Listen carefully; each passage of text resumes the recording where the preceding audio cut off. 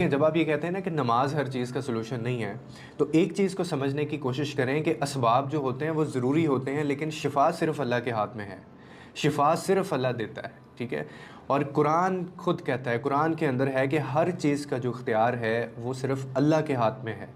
और ये खुद साइंस भी कहती है, डॉक्टर्स भी ये कहते हैं इस चीज़ पे, डॉक्टर्स भी सारे मुत्तफ़िक हैं कि आप एक ही दवाई डिफरेंट लोगों को देते हैं, उसके डिफरेंट रिज़ल्ट्स होते हैं। हर दवाई हर एक पेशेंट के ऊपर काम नहीं करती। सेम ट्रीटमेंट जो है वो सेम सर्जरी, आप एक बंदे को, पेशेंट को सर्जरी करते हैं और वो बच जाता है। आप दूसरे डॉक्टर उसको भी वही सर्जरी करते हैं, उसका भी वही ट्रीटमेंट है, उसकी भी वही दवाई है, लेकिन वो पेशेंट बचता नहीं है।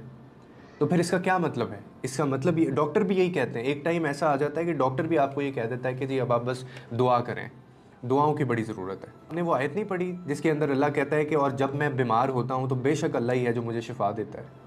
इस चीज़ से डिनाई कर सकता है कोई? और साइंस भी ये कभी गारंटी नहीं देती, दवाई भी ये कभी गारंटी नहीं देती है कि अगर हम एक पेशेंट को दवाई दे रहे हैं और वो बंदा बच जाएगा, उसकी बीमारी ख़त्म हो जाएगी।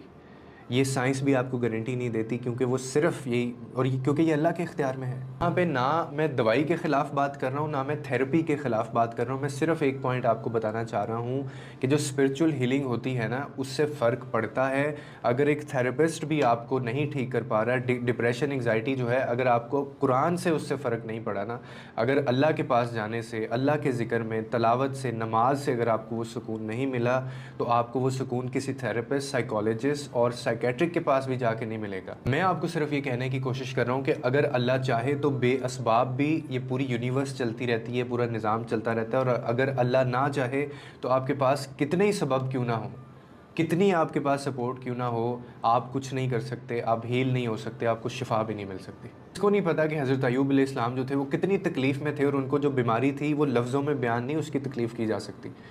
तो फिर भी उन्होंने यही कहा कि या अल्लाह मुझे शिफ़ा दे, या अल्लाह मुझे सुकून दे, मेरी बीमारी को ख़त्म कर दे। और तभी